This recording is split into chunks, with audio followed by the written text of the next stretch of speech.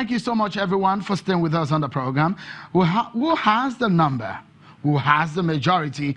What does the law say about the National Assembly, the presiding officer's seat? What about the convention, the precedent? These are lines of argument prevalent in today's political atmosphere, especially when the ruling party at the center is asking the Senate president, who has moved from their party to the main opposition party, that he should leave the office. Would he?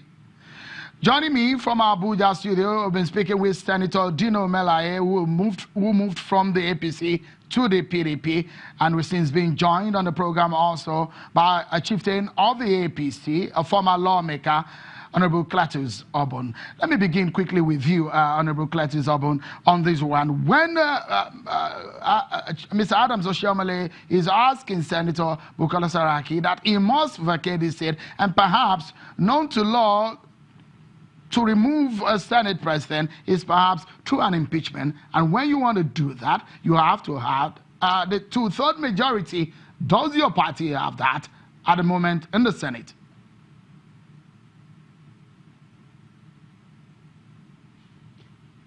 Well, let me begin by getting involved in the argument that has been presented here by the distinguished senator. By the very fact of answering and taking the appellation of distinguished and honorable, I want to say that it is not honorable or distinguishable for anybody to seek to hold on to what does not belong to him.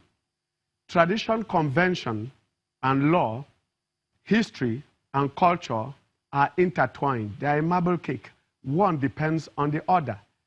So it is very, very appalling, to say the least, very petrifying, to understand that somebody sees the hallowed chamber of a National Assembly and pontificates on the idea of morality, legality, and parliamentary procedure. It is not in any way a pride to suggest that to resign from a position is an act of cowardice or an act of bravery to stay in a position that does not belong to you. When you begin to pontificate on the fact that holding on to the position and tradition that in parliament you must belong to the majority to hold the leadership of that majority or that minority, as Akpabio has demonstrated, befalls and beholds on the holder of the office to decide. It is against the grain of the appellations you want to attain. That is to say that it is not correct for us to say that the law does not permit anybody who sits in the majority party to hold that position. We have seen in this country and elsewhere, I was a member of parliament when against one member, 13 against 12, the people with 12 produced the Speaker of the House on account of voting. That is legal. But tradition, convention of all parliaments all over the world, Nigeria is a member of the International Parliamentary Union, a member of the African Parliamentary Union, a member of the West African Parliamentary Union, and therefore holds onto all parliamentary privileges that prevail across the world. It's a global practice, therefore, that you do not hold on to that. You will remember that in the Kremlin, under Gorbachev and Yeltsin, there was a shootout when Yeltsin, holding on to the powers of Moscow, decided that the attempt on Mikhail Gorbachev was not going to be sustained. And he moved the forces within Moscow, and there was a shootout for 1 week in the Kremlin. Today, it has become unfashionable to ask a sitting Senate president that you are not in the majority, you should quit.